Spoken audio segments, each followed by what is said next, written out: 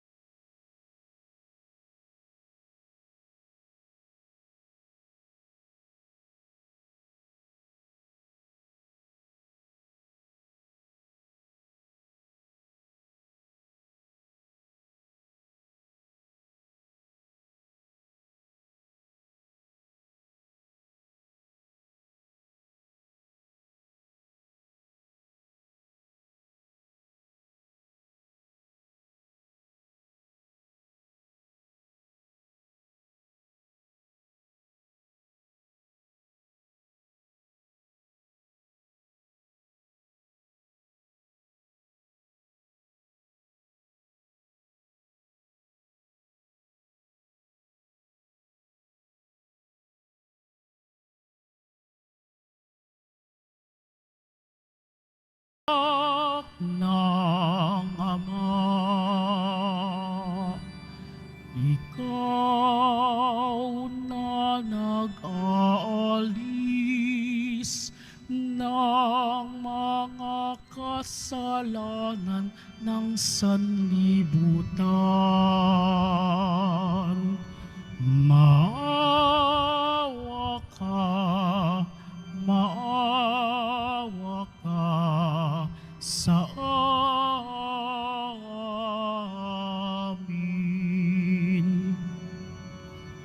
Ikaw na nag-aalis ng mga kasalanan ng sanlibutan, tanggapin mo ang aming kahilingan. Tanggapin mo ang aming kahilingan.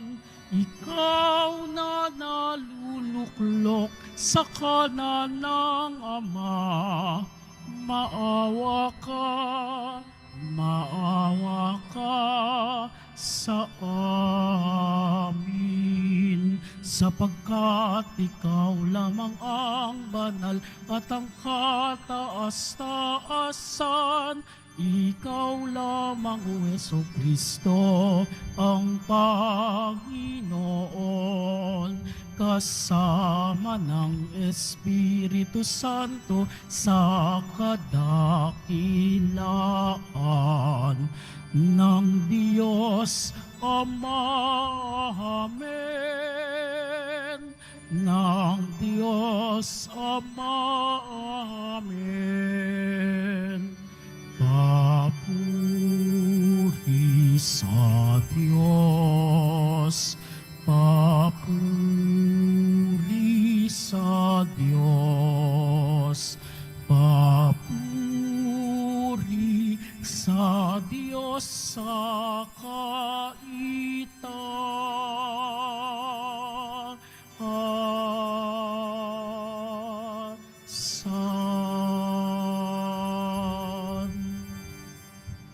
Manalangin tayo. Ama naming makapangyarihan, pinagkalooban mo kami ng ulirang huwaran ng angkan na sina Jesus, Maria at Jose, ang mag-anak na banal. Sa pagtulad namin sa kanilang mabuting pagsusunuran, kami naway magkamit ng walang maliw na kaligayahan. Sa pamamagitan ni Jesucristo, kasama ng Espiritu Santo, magpa sa walang hanggan. Amen. Magsiupo muna po ang lahat.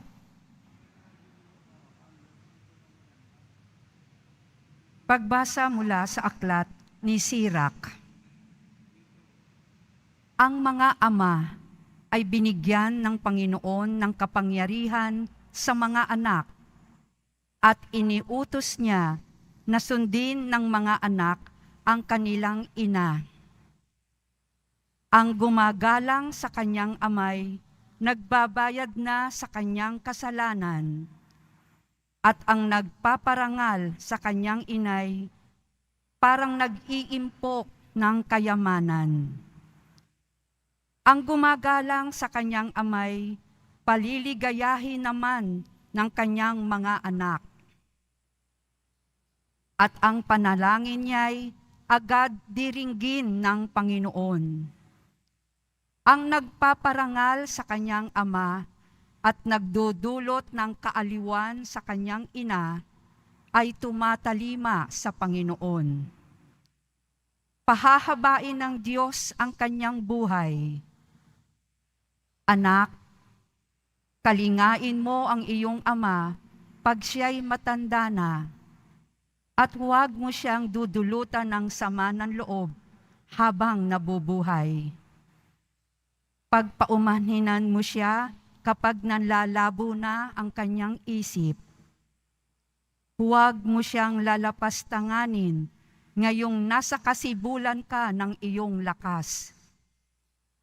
Ang paglingap mo sa iyong ama ay di makakalimutan ng Panginoon.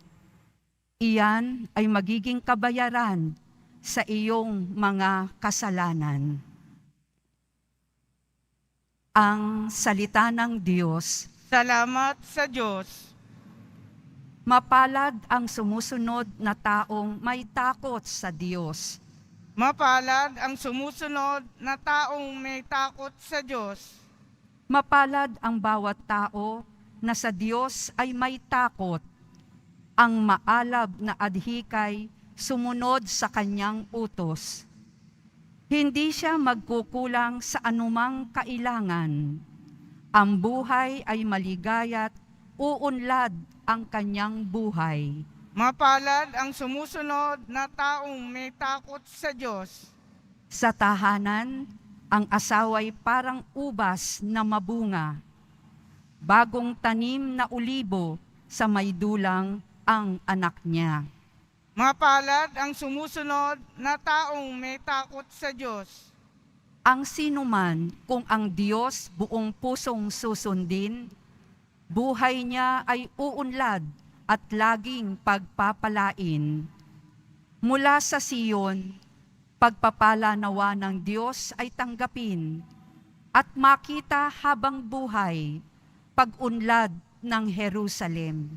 Mapalad ang sumusunod na taong may takot sa Diyos.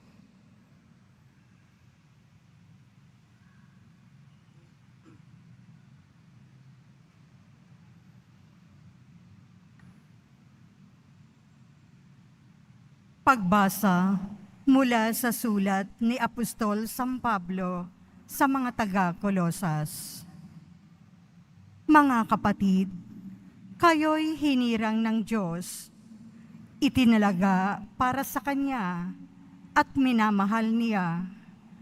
Kaya't dapat kayong maging mahabagin, maganda ang kalooban, mapagkumbaba, mabait, at matiisin. Magpaumanhinan kayo at magpatawaran kung may hinanakit kayo sa isa't isa. Pinatawad kayo ng Panginoon, kaya't magpatawad din kayo. At higit sa lahat, mag-iibigan kayo, pagkat ito ang buklod na ganap ng pagkakaisa. At paghariin ninyo sa inyong puso ang kapayapaang kaloob ni Kristo. Sapagkat ito ang dahilan, kaya kayo tinawag upang maging bahagi ng isang katawan. Magpasalamat kayo lagi. Ang mga salita ni Kristo ay itanim ninyong mabuti sa inyong isip. Magpaalalahanan kayo at magturuan ng buong kaalaman. Umawit kayo ng mga salmo, mga himno, at mga awiting espiritual na may pagpapasalamat sa Diyos. At anuman ang gagawin ninyo, maging sa salita o sa gawa, gawin ninyong lahat sa pangalan ng Panginoong Hesus at sa pamamagitan niya'y magpasalamat kayo sa Diyos Ama. Mga babae, pasakop kayo sa inyo-inyong asawa, sapagkat iyan ang kaloob ng Panginoon. Mga lalaki, ibigin ninyo ang inyong asawa at huwag silang pagmamalupitan. Mga anak, sundin ninyong lagi ang inyong mga magulang, sapagkat ikinalulugot iyan ng Panginoon. Mga ama, huwag ninyong kagagalitan ng labis ang inyong mga anak, at baka manghina ang kanilang loob. Ang salita ng Diyos. Salamat sa Diyos. Magsitayo na po ang lahat.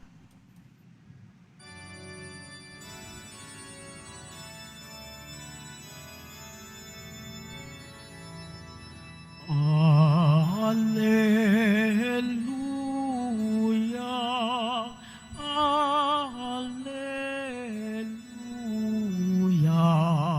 alleluia, alleluia.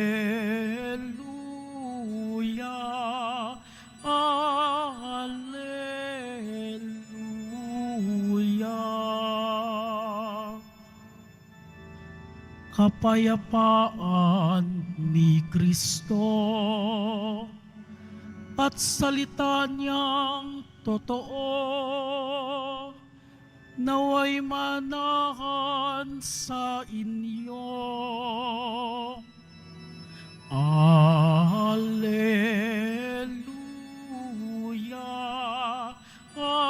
alleluia,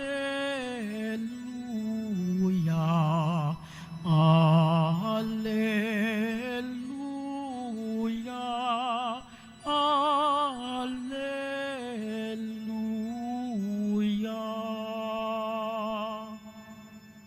Sumainyo ang Panginoon. At sumayo rin. Ang mabuting balita ng Panginoon ayon kay San Lucas. Papuri sa iyo, Panginoon. Nang dumating ang araw ng paglilinis sa kanila, ayon sa kautusan ni Moises, dinala si Jesus ng kanyang mga magulang sa Jerusalem upang iharap sa Panginoon, sapagkat ayon sa kautusan, ang bawat panganay na lalaki ay nakatalaga sa Panginoon, at naghandog sila ayon sa hinihingi ng kautusan ng Panginoon. Mag-asawang bato-bato o dalawang inakay na kalapati. May isang tao noon sa Jerusalem ang pangalay Simeon. Matapat at malapit sa Diyos ang lalaking ito at naghihintay sa katubusan ng Israel. Sumasa kanya ang Espiritu Santo na nagpahayag sa kanya na hindi siya mamamatay hanggat hindi niya nakikita ang Mesiyas na ipinangako ng Panginoon. Sa patnubay ng Espiritu Santo, pumasok siya sa templo at nang dalhin doon ng kanyang mga magulang ang sanggol na si Jesus upang gawin ang hinihingi ng kautusan, siya ay kinalong ni Simeon at nagpuri sa Diyos na ang wika, "Kunin mo na, Panginoon, ang iyong abang alipin, ayon sa iyong pangako. Yamang nakita na ng aking mga mata ang iyong pagliligtas, na inihanda mo para sa lahat ng bansa. Liwanag itong tatanglaw sa mga hintil at magbibigay karangalan sa iyong bayang Israel." Namangha ang ama't ina ng sanggol dahil sa sinabi ni Simeon tungkol sa kaniya. Binasbasan sila ni Simeon at sinabi kay Maria, "Tandaan mo, ang batang ito'y nakatalaga sa ikapapahamak o ikaliligtas ng marami sa Israel. Isang tanda mula sa Diyos, ngunit hahamakin ng marami, kaya't mahahayag ang kanilang iniisip. Dahil diyan ang puso mo'y para na ring tinarakan ng isang balaraw. Naroon din sa templo ang isang propetang babae na ang pangalay Ana, anak ni Fanuel, na mula sa lipi ni Aser. Siya ay napakatanda na. 7 taon lamang silang nagsama ng kanyang asawa nang siya ay mabalot. At ngayon, 84 na taon na siya, lagi siya sa templo at araw-gabi sumasamba sa Diyos sa pamamagitan ng pag-aayuno at panalangin. Lumapit siya ng oras ding iyon at nagpasalamat sa Diyos. Nagsalita rin siya tungkol sa sanggol na si Jesus sa lahat na naghihintay sa pagpapalaya ng Diyos sa Jerusalem. Nang maisagawa nila ang lahat ng bagay ayon sa kautusan, bumalik na sila sa kanilang bayan sa Nazaret, Galilea. Ang batay lumaking malakas, marunong at kalugod-lugod sa paningin ng Diyos. Ang mabuting balita ng Panginoon. Pinupuri ka namin, Panginoong Hesukristo. Magsiupo muna tayong lahat. Una sa lahat ay ang pasasalamat at papuri sa ating mahal na poong Jesus Nazareno.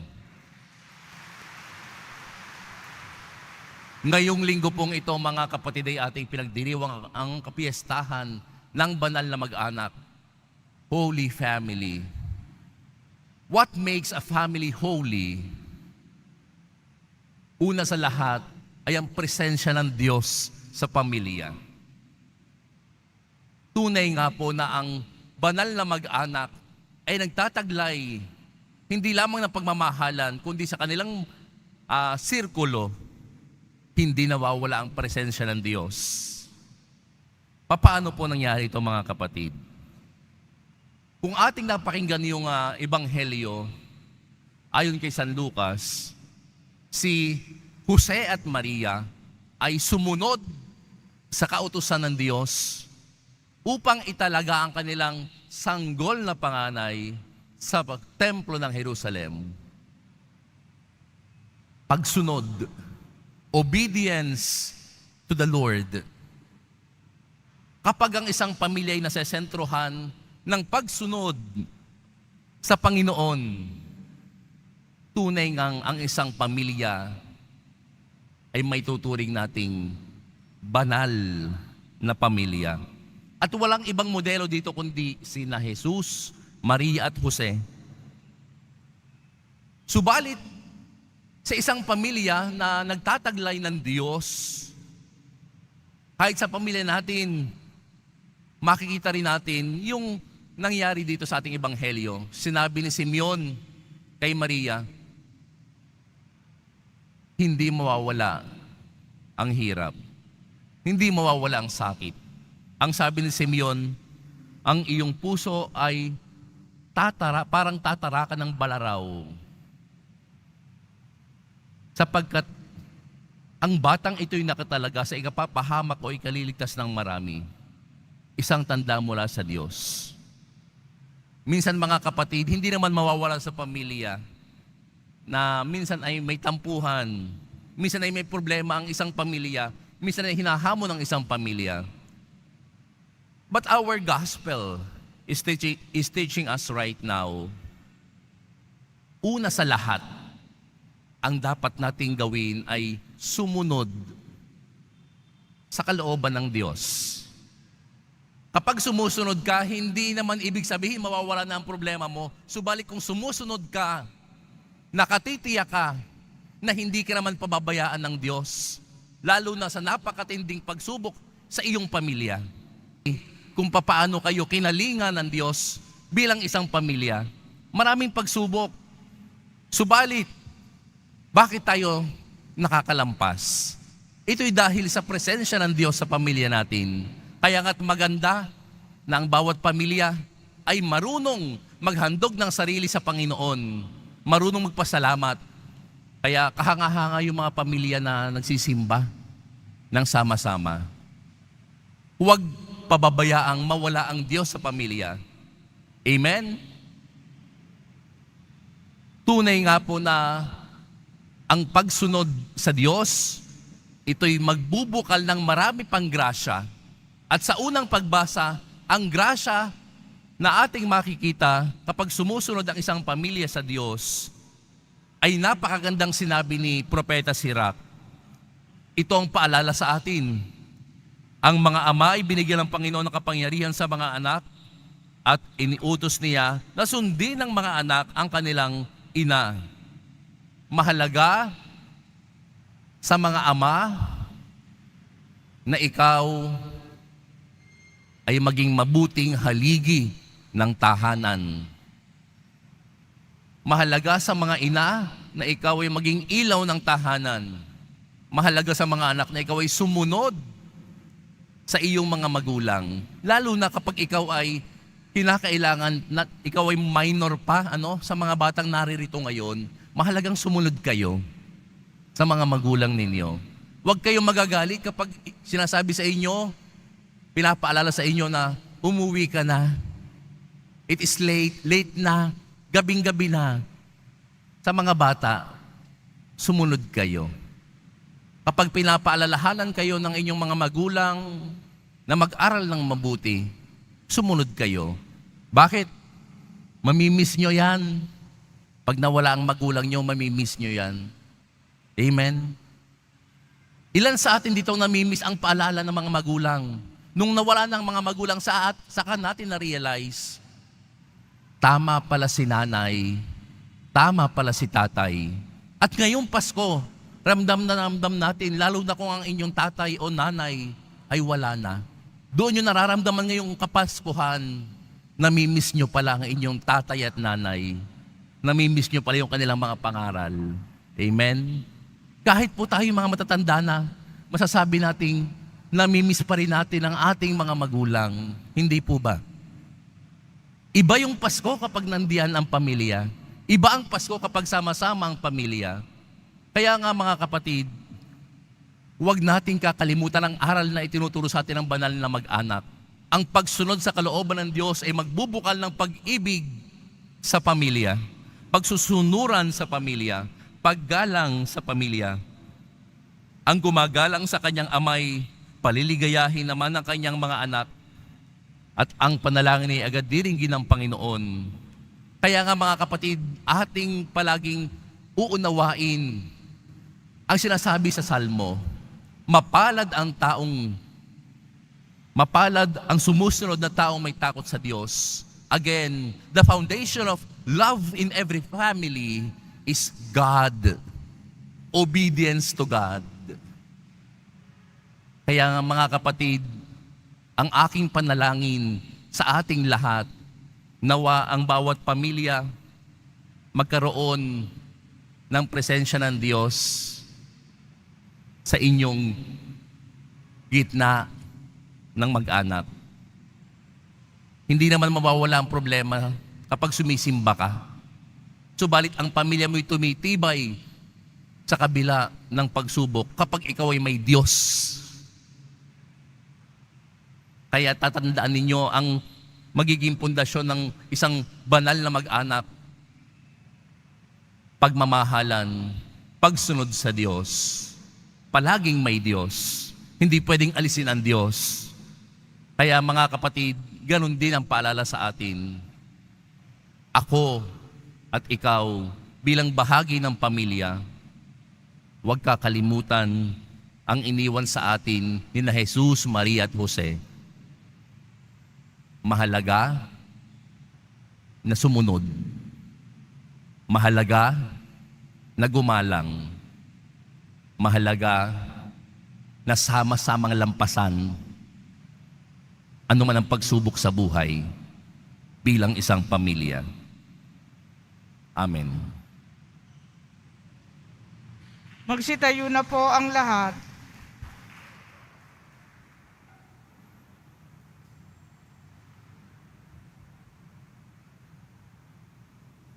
Ipahayag natin ang ating pananampalataya.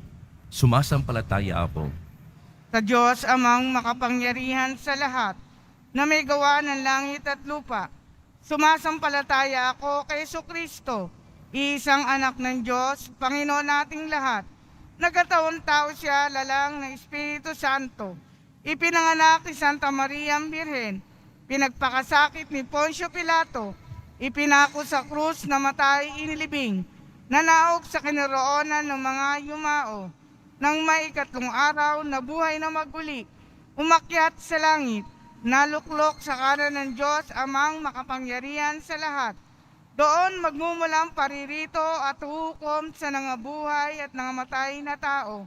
Sumasampalataya naman ako sa Diyos Espiritu Santo, sa banal na simbahang katolika, sa kasamahan ng mga banal, sa kapatawaran ng mga kasalanan, sa pagkabuhay na muli ng namatay na tao, at sa buhay na walang hanggan. Amen.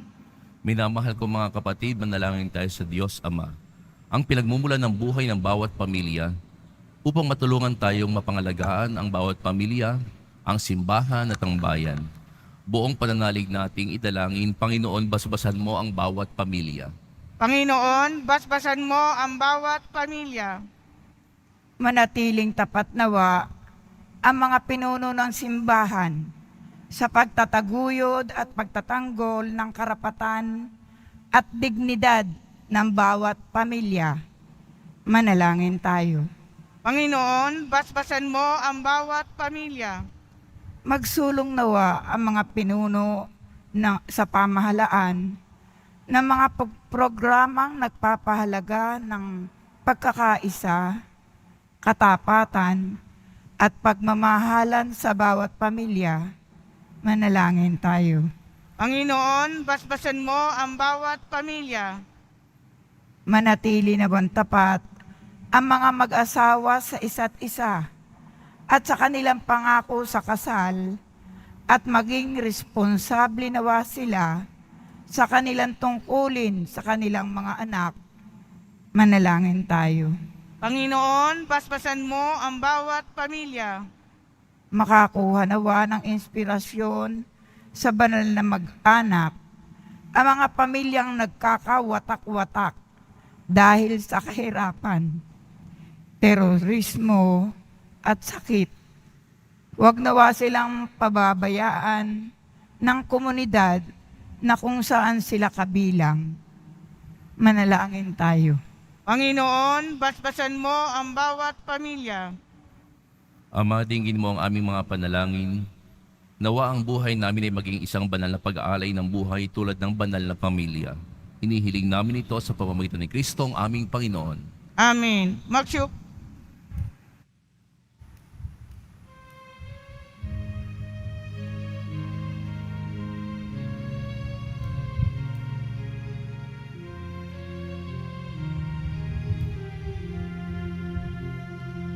Ako ay isang batang pastol na patungo sa Belen.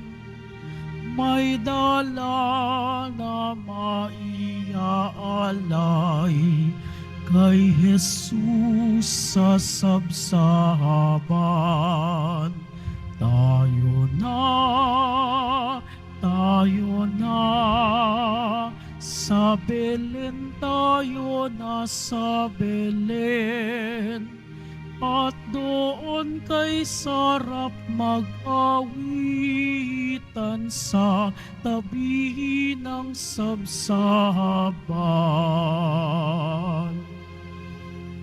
Magsitayo na po ang lahat. Manalangin kayo mga kapatid upang ang paghahain natin ni Kalugdan ng Diyos amang makapangyarihan. Tanggapin nawaan ng Panginoon itong paghahain sa iyong mga kamay, sa kapurihan niya at karangalan, sa ating kapakinabangan at sa buong sambayan niyang banal. Ama naming lumikha, sa pagganap namin sa hain ng pagkasundo, kami naway tuwangan ng mahal na Birhen at ni San Jose sa aming pagdalangin para maging matatag ang mga mag-anak sa iyong kagandahang loob at kapayapaan. sa pamamagitan ni Jesucristo kasama ng Espiritu Santo magpa sa walang hanggan. Amen. Sumainyo ang Panginoon. At sumayo rin. Itaas sa Diyos ang inyong puso at diwa. Itinaas na namin sa Panginoon. Pasalamatan natin ang Panginoong ating Diyos. Marapat na siya ay pasalamatan. Ama naming makapangyarihan, tunay nga marapat na ikaw ay aming pasalamatan sa pamamagitan ni Jesucristo na aming Panginoon. Sumilay sa amin ang pagkakataong makipagpalitang handog sa iyo ngayon. Inako ng iyong maasahang anak ang pagkatao naming alangan at hamak. Kahit kamatayan namin ay kanyang natikman upang kami makasalo sa buhay na walang hanggan. Kaya kaisa ng mga anghel na nagsisiawit ng papuri sa iyo na walang humpay sa kalangitan, kami nagbubunyi sa iyong kadakilaan.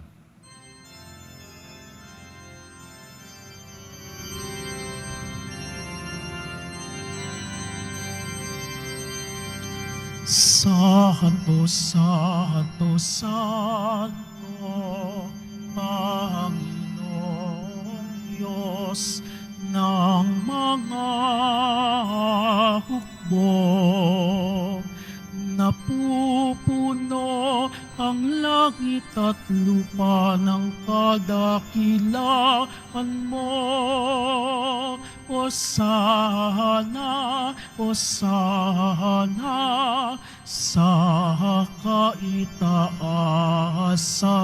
Hosana, Hosana sa kaitaasan. Pinagpala ang naparirito sa ngalan ng Panginoon. Hosana, Hosana sa kaitaasan. Hosana, Hosana sa kaitaasan. Magsiluhod po ang lahat.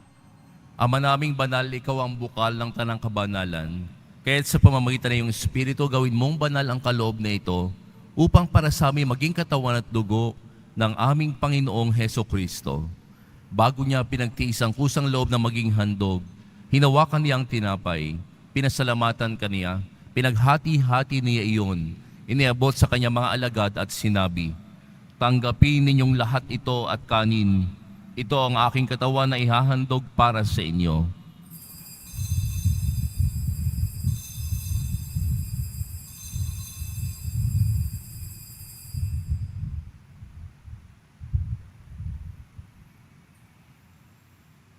Gayon din naman, nung matapos ang hapunan, hinawakan niya ang kalis.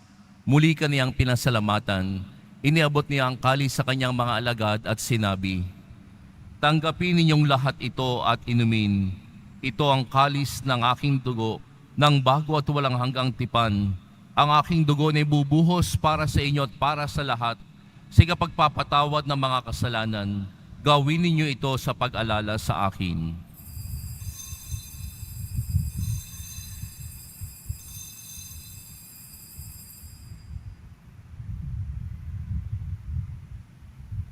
Magsitayo na po ang lahat.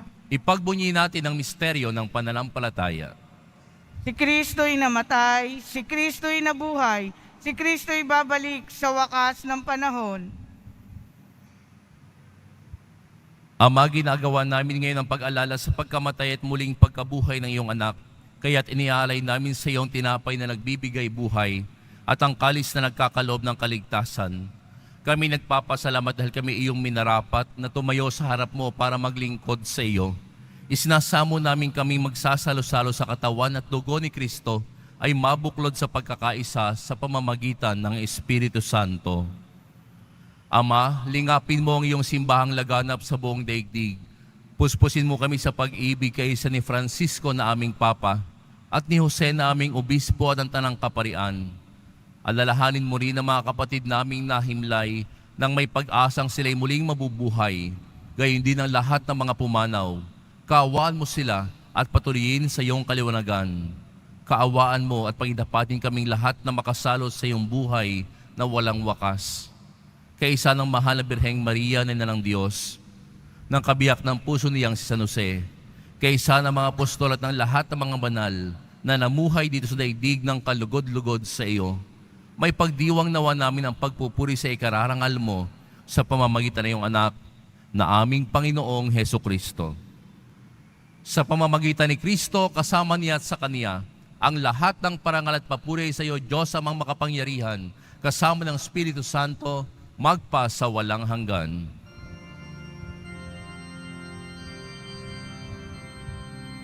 Amen. Amen. Amen.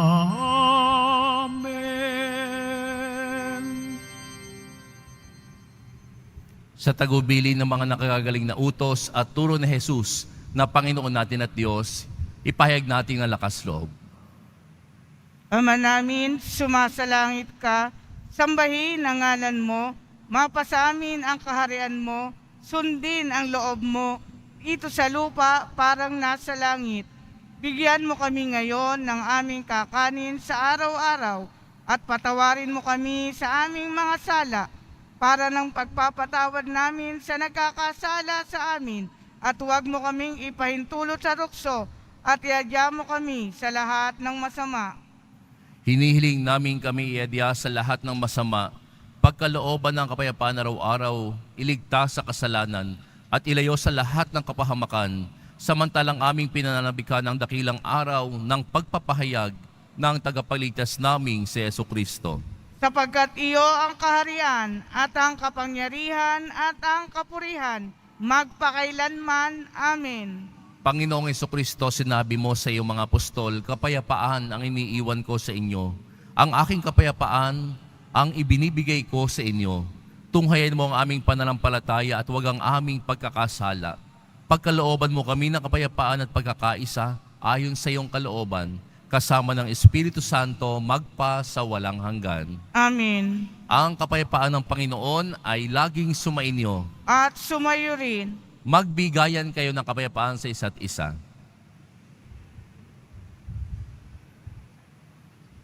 Kordero ng Diyos na nag-aalis ng mga kasalanan ng sanlibutan, maawa ka sa amin. Kordero ng Diyos na nag-aalis ng mga kasalanan ng sanlibutan, maawa ka sa amin. Kordero ng Diyos na nag-aalis ng mga kasalanan ng sanlibutan, ipagkaloob mo sa amin ang kapayapaan. Magsilud po ang lahat.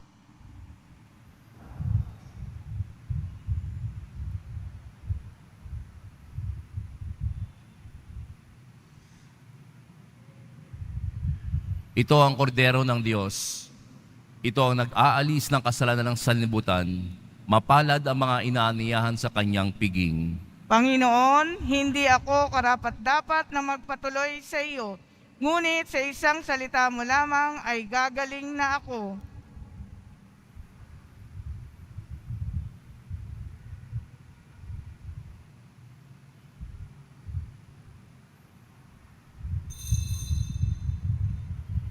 Para sa lahat ng tatanggap ng banal na komunyon, sasagot po tayo ng amen pagkasabi ng pari o ng lay minister ng katawan ni Kristo.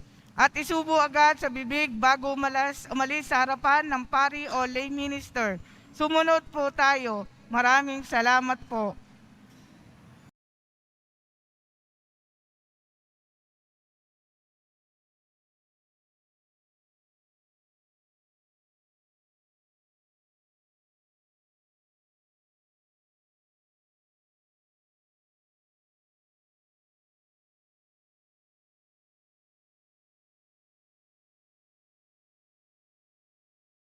Tayo. Ama naming pagmahal, kaming iyong pinapakinabang sa piging na banal, ay gawin mong makapamuhay gaya ng banal na mag-anak, matapos naming pangatawanan ng aming mga pananagutan sa lupang ibabaw. Kami naway makasalo sa kanilang kasiyahan sa kalangitan, sa pamamagitan ni Jesucristo kasama ng Espiritu Santo magpa sa walang hanggan. Amen. Pagbabasbas sa mga pamilya. O Panginoong Diyos, kasiyahan ng iyong mga biyaya, ang mga mag-anak na naririto na natitipon sa iyong mahal na harapan. Ingatan mo at ipagtanggol ang mga mag-anak upang sa bisa ng iyong paglingap, ang mga magkakasambahay ay magtamo ng kapayapaan at katiwasayan Naway matularan nila ang mga halimbawa ng banal na mag-anak sa Nazaret, sina Jesus, Maria at Jose. Naway pagpalain silang lagi at puspusin ng iyong biyaya. Hinihilin namin ito sa pamamagitan sa Kristo, kasama ng Espiritu Santo magpasawalang hanggan. Amen. Sumainyo ang Panginoon. At sumayo rin. Yumuko kayo't hilingin ang pagpapala ng Diyos.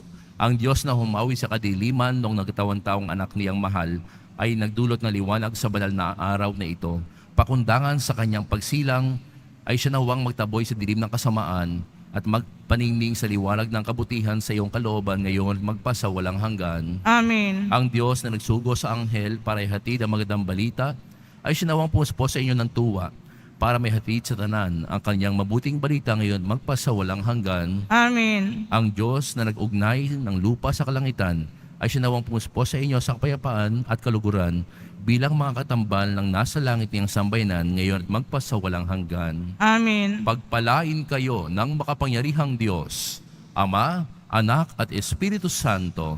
Amen. Humayo kayong taglay ang kapayapaan ng Poong Jesus Nazareno. Salamat sa Diyos.